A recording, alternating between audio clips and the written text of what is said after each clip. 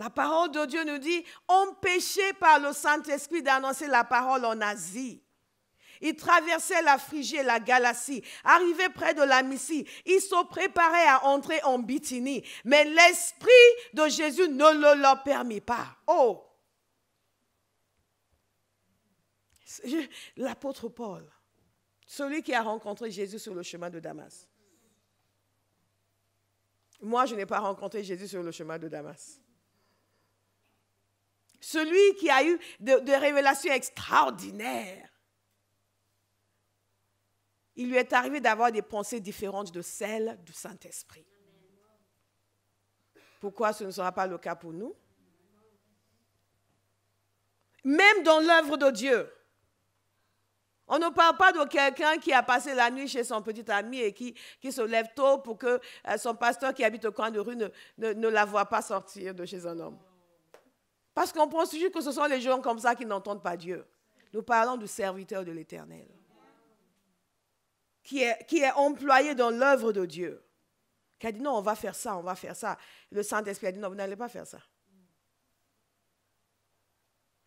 Quelqu'un dit je reçois l'aide du Saint-Esprit. Je reçois l'aide du Saint-Esprit.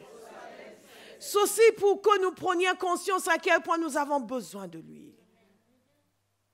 À quel point c'est facile de nous tromper si nous ne dépendons pas de lui. Pour que nous comprenions toutes ces erreurs que nous avons commises dans nos vies, c'est parce que nous ne l'avons pas écouté. Ce n'est pas parce que Dieu n'était pas là. Et c'est pour cela que j'exhorte quelqu'un à cesser d'interpeller Dieu quand ça va mal dans sa vie. Si Dieu était si méchant, il ne vous aurait pas sauvé. Il ne vous a pas sauvé pour ensuite pour jouer des tours. Pour vous jouer des tours. Mais Seigneur, pourquoi tu as permis? Moi, si j'étais, je dis, pourquoi je ne t'ai pas permis d'aller en enfer? Est-ce que vous me suivez? Apôtre Paul, c'est tellement encourageant. Pour tous les serviteurs de Dieu ici, soyez encouragés. Et pour tous ceux qui critiquent les serviteurs de Dieu, faites attention. Je ne comprends pas pourquoi ils ont fait ce choix, pourquoi ils ont pris ce décision. Le Saint-Esprit t'a dit que c'est toi qui as raison. Oui, mais moi je sens que... Et toi qui? Dieu le Saint-Esprit? L'auteur de l'Église ou... Pourquoi on doit t'écouter toi? Pour tous ceux qui sont là pour la première fois, ça c'est ma franchise habituelle. Simplement, je trouve que nous sommes un peu trop orgueilleux. Dieu ne nous a pas donné le Saint-Esprit pour critiquer les autres. Il ne nous a pas donné le Saint-Esprit pour dire qu'il nous a parlé. Tout le monde a tort. Oui, dans cette église, je ne sais pas dans quel sens ils vont, parce que moi, Saint-Esprit m'a montré vraiment. Nous sommes devenus tellement arrogants. Ce n'est pas dans cet esprit-là que l'Esprit de Dieu nous a été donné. Parce que quelqu'un qui entend vraiment de l'Esprit de Dieu, si Dieu, le Saint-Esprit, venait vous dire que vous êtes quelque part et vous montre qu'il y a quelque chose qui ne lui plaît pas, votre cœur sera brisé. Et votre bouche sera fermée. Et Dieu, le Saint-Esprit ne va jamais révéler des choses importantes aux gens qui ne savent pas fermer leur bouche. Je vous assure, Dieu ne détruit pas lui-même son Église. Quand il sait que vous avez la langue bien pendue, il ne va pas vous dire des choses pour que vous racontiez à tout le monde. Non. Mais soyons sérieux, s'il vous plaît. Nous avons fait du Saint-Esprit un objet de dispute dans nos églises. Chacun a sa révélation particulière et il y a la guerre pour dire qui entend Dieu. Mais quelle honte! Quelle honte! Quelle honte! Pendant que les gens vont en enfer, nous sommes en train de nous chamailler pour dire, moi j'ai eu un rêve. Oui, moi j'ai eu une prophétie. Moi l'Esprit m'a montré. Quelle honte! Quelle honte! C'est la preuve que nous ne connaissons pas Dieu. Et c'est déshonorer l'Esprit de Dieu. que de le mettre au milieu de nos combats qui ne sont que le résultat de notre chair et de nos pensées non renouvelées. Parce que celui à qui Dieu va confier quelque chose, c'est celui qui sait. Il va mettre ses genoux par terre, il va pleurer. Et si on lui demande, il va faire comme s'il ne voit rien, il ne sait rien.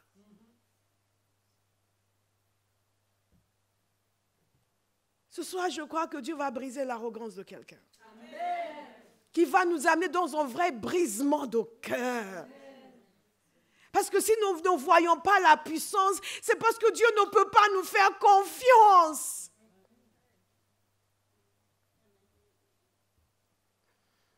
Et que certains d'entre nous, c'est juste pour nous faire valoir. Et quand la guérison se manifeste, on leur a dit ici, ils n'ont pas la puissance. Ah! Et qui l'a dans sa poche? Quand les apôtres ont guéri cet homme, ils ont dit, non, ce n'est pas par notre force, ni par notre puissance. Non, c'est au nom de Jésus, celui que vous avez crucifié.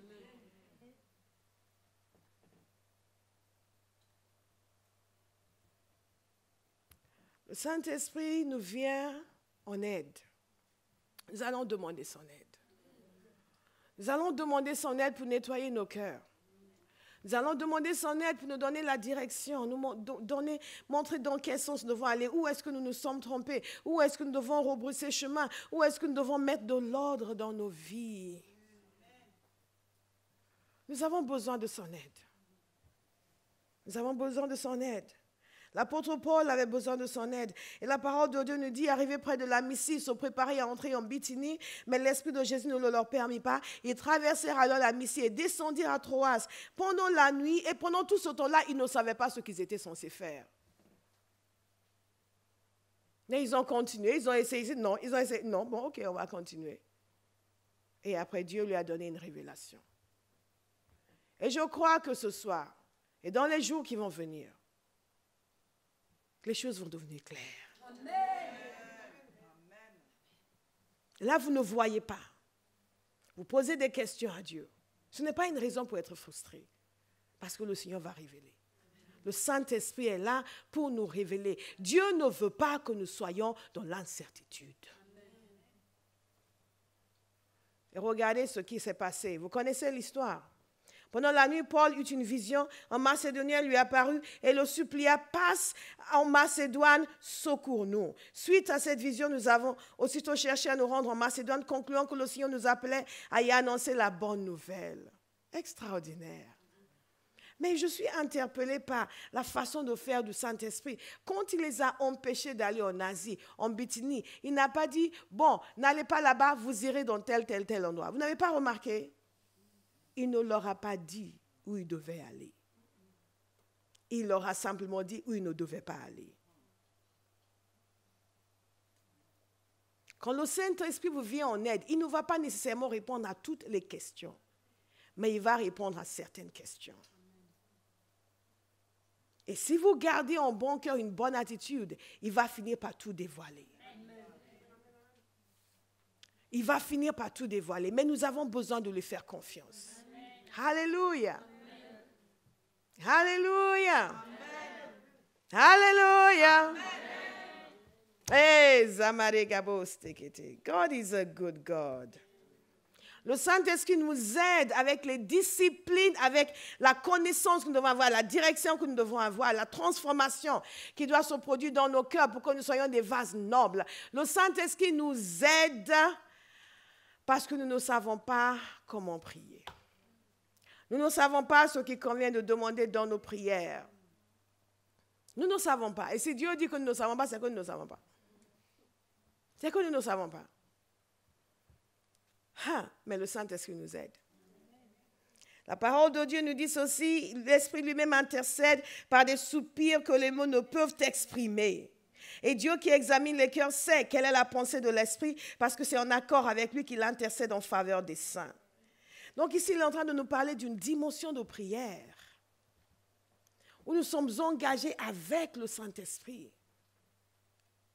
Et nous pouvons bien sûr prier dans notre langue, nous pouvons prier en langue, mais nous pouvons aussi aller plus en profondeur. Ce que la parole de Dieu appelle des soupirs inexprimables. Je prie que l'esprit de prière tombe sur quelqu'un ce soir. Parce que vous savez, la prière, c'est un monde captivant, fascinant et extraordinaire. Et vous savez, comme on dit en bon français, it's addictive. La prière, vous devenez accro. Parce que nous sommes des esprits. Et notre esprit, quand il est connecté dans le lieu de prière avec le Saint-Esprit et qu'il entre en phase avec lui, la prière va couler. Et ça va couler. Et ça va sortir. Vous dormez, vous priez. Vous vous réveillez, vous priez. Vous mangez, vous priez. Vous êtes dans la rue, vous priez. Et ça ne s'arrête que si vous l'arrêtez. Et comment est-ce que vous l'arrêtez? Un jour, le diable vient vous dire, oh, aujourd'hui, reste un peu au lit. Ou il vient vous dire, bon, aujourd'hui, les quelques heures que tu passes, ce n'est pas nécessaire. Regarde comment tu es en forme spirituellement. Juste quelques mots avec Dieu aujourd'hui et ça va aller. Et on commence comme ça, et progressivement. On ne sait même pas quand, à peu près, c'est, oh, alléluia. On va commencer à sentir une lassitude et une léthargie. C'est fini au nom de Jésus. Amen. Il y a quelques années de cela, il y a déjà un certain temps, depuis ma conversion, j'ai aimé prier. Je me souviens quand j'étais baptisée dans le Saint-Esprit, parce que je voulais être baptisée dans le Saint-Esprit. Avant ma conversion, les chrétiens m'en avaient parlé. C'est la seule chose, dans mon arrogance, c'était la seule chose qui m'a fait accepter que je n'étais pas née de nouveau. Parce qu'ils me disaient, are you born again? Oh, of course. Je n'étais pas née de nouveau. Aïe, Dieu est bon. Parce que je ne voulais pas qu'ils fassent comme s'ils avaient quelque chose que moi je n'avais pas. Et, oui, but you need to be born again. I'm like, yeah, so I'm born again. Really? Ils me connaissaient. Ils savaient que je n'étais pas née de nouveau. Ils me disaient, oui, mais Jésus, oui, je crois. Et quand ils commençaient à me parler du Saint-Esprit, ça, je ne connais pas. Parler en langue, ah bon? Vous parlez juste comme ça? Ça m'a interpellée. Mais quand je suis vraiment née de nouveau, je voulais être baptisée dans le Saint-Esprit. Et quand j'ai été baptisée dans le Saint-Esprit, j'ai commencé à prier.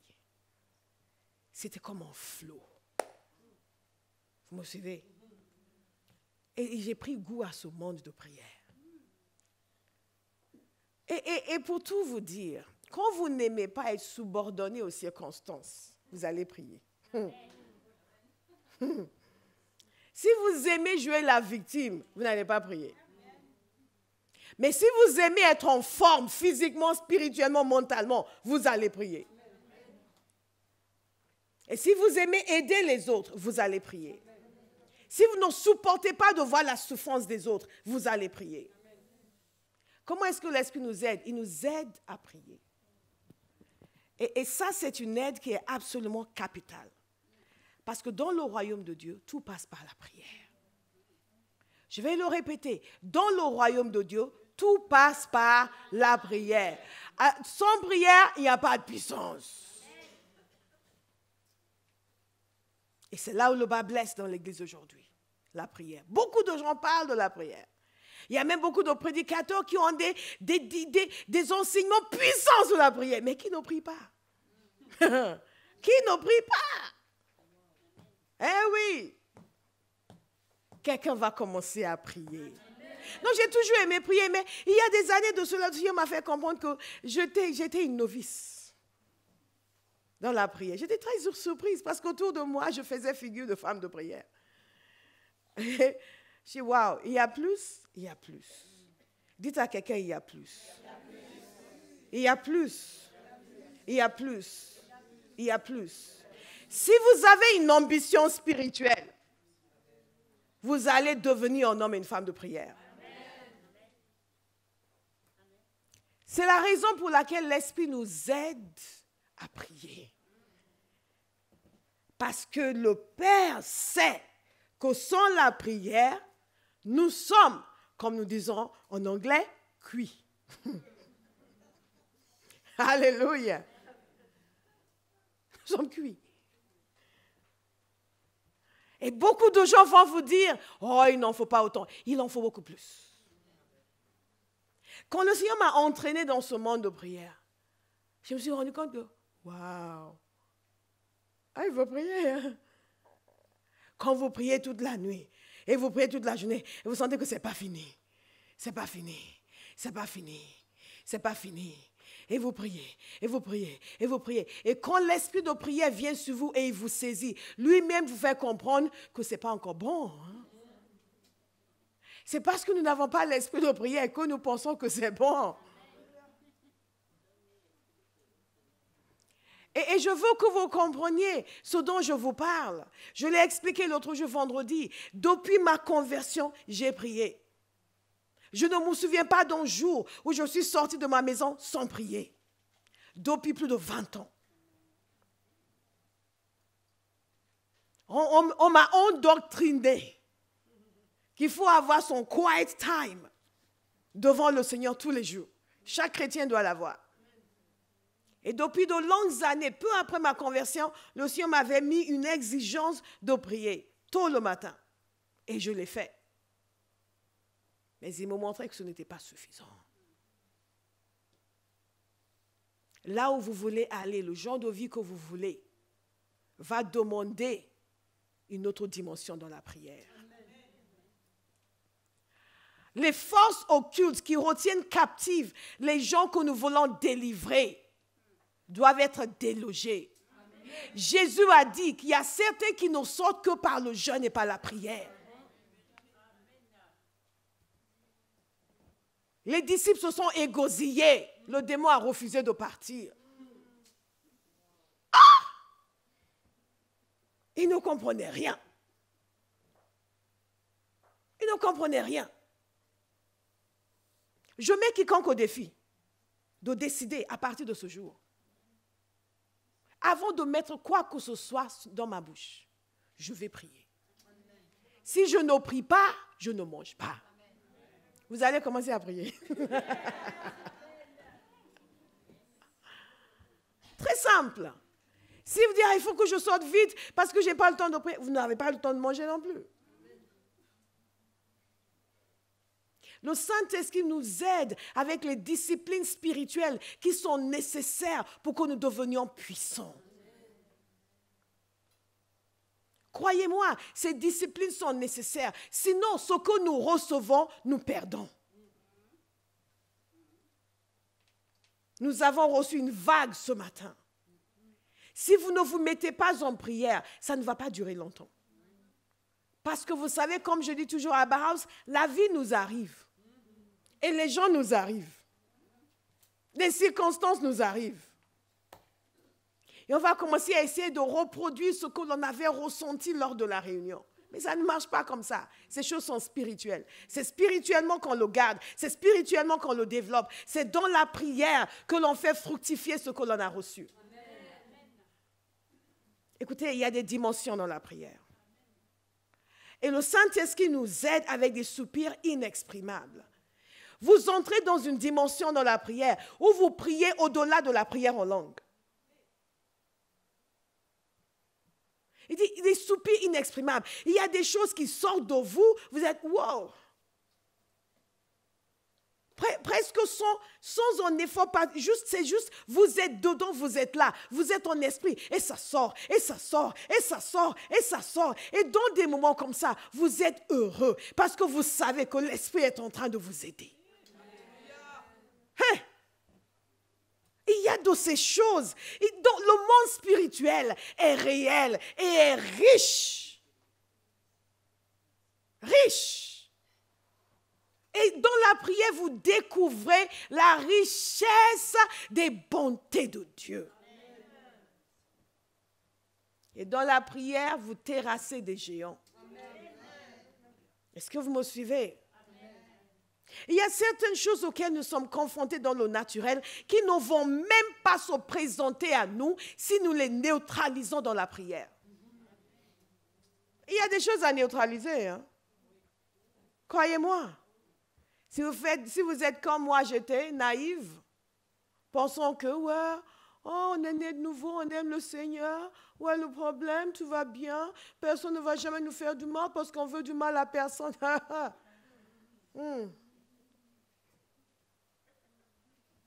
Ce n'est pas comme ça. La parole de Dieu est claire. Nous ne luttons pas contre la chair et le sang, mais contre les principautés et contre les puissances. Contre les souverains de ce monde des ténèbres, contre les esprits méchants dans les lieux célestes. Et ce n'est pas parce que vous n'engagez pas le combat contre eux qu'ils vont vous laisser tranquille, ils vont vous manger. Et beaucoup de chrétiens sont en train d'être dévorés. Dévorés. Il ne reste que la chair sur l'os, ils sont mangés. Et on dit, bon, on va aller gagner le monde. Ah. Et ils ont l'impression que vous avez mis tout le poids de la terre sur eux parce qu'ils ont été dévorés par l'ennemi. Quelqu'un va dire, je refuse ce témoignage. Les forces qui retiennent cette nation ne pourront être délogées que par des hommes et des femmes de prière. C'est la réalité. Que par des hommes et des femmes de prière. Le problème, c'est que beaucoup de gens n'ont pas encore délogé les forces qui les retiennent, eux. Donc, quand on dit, oui, il y a telle personne qui est là, qui a tel problème démoniaque, ouh. Non, nous, on ne veut pas s'exposer pour l'instant, pardon.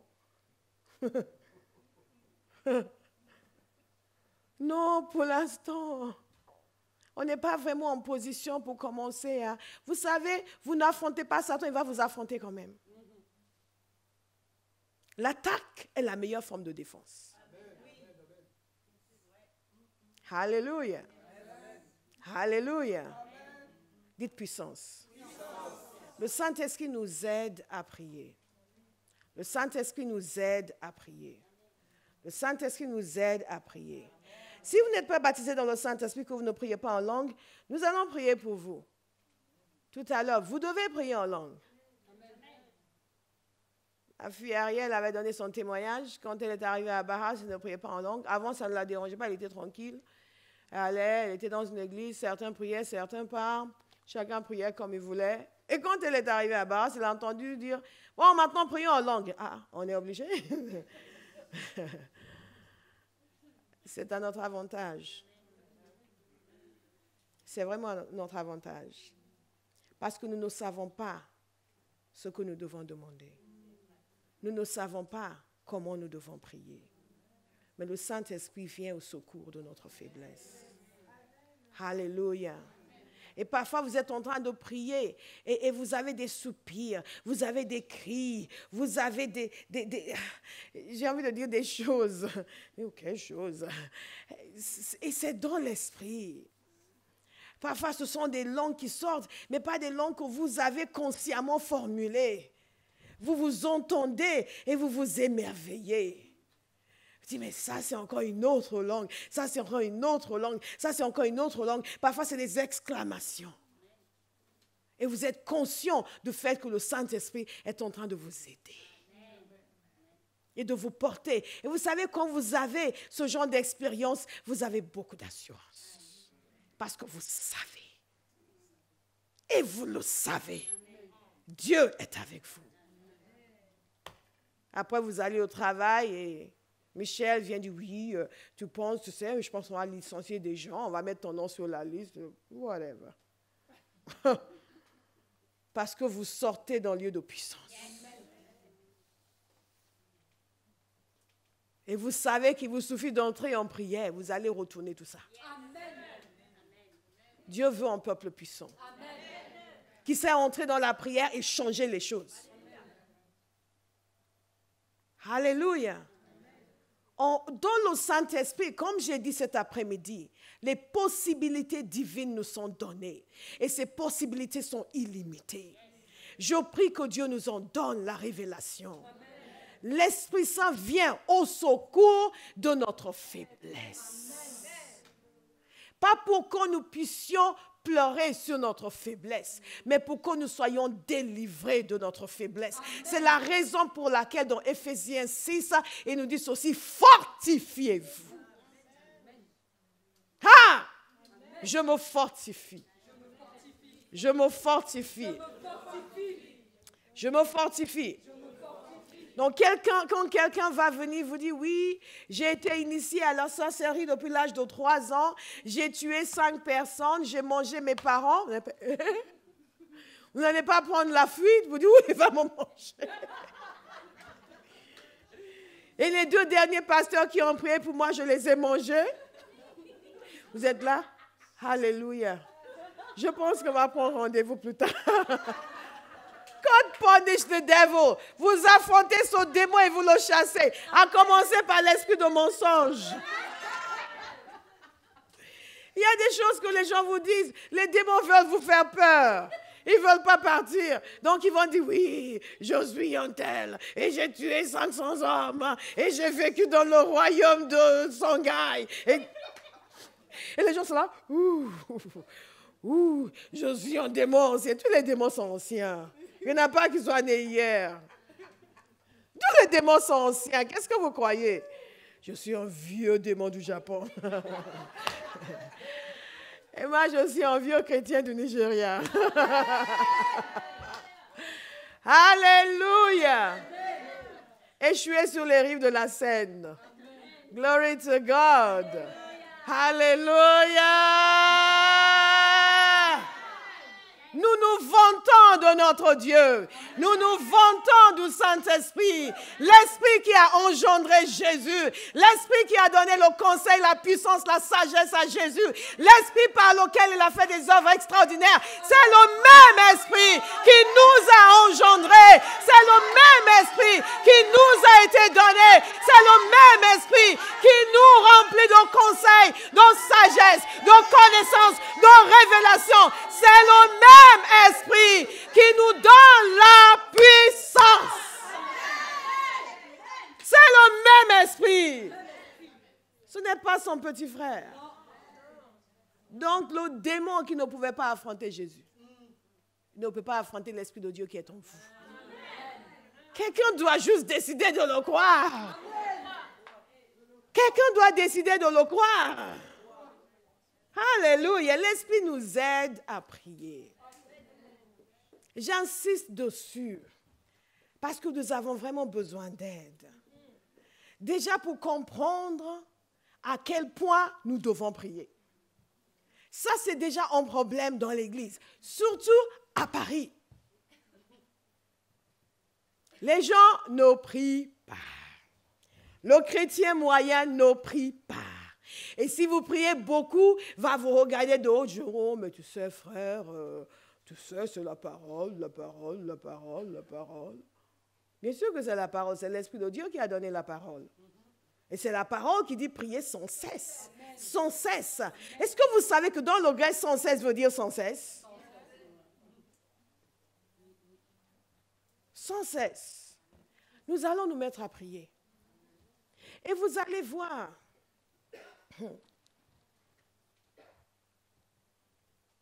Quand vous commencez à prier, les gens qui n'ont pas l'habitude de prier ont beaucoup de mal à prier 1 heure. Et Jésus, en fait, nous a établi un minimum. Quand il est allé voir ses disciples qui dormaient, il dit, ah, vous ne pouvez même pas veiller 1 heure, une petite heure, ne serait-ce qu'1 heure. Alors je demande aux chrétiens, vous ne pouvez même pas veiller 1 petite heure. Pour Jésus, 1 heure, c'était la moindre des choses. Le minimum, au moins 1 heure, les enfants. Au moins 1 heure, dites à quelqu'un, au moins 1 heure. Au moins 1 heure quand même. Quand même. Quand même. Quand même. Nous sommes confrontés à des occultistes qui font des incantations en continu, qui vont passer des heures et des heures et des heures à faire leur manigance. Et nous voulons dire, ah Seigneur Jésus, je t'aime, tu es merveilleux, gloire à Dieu. Amen.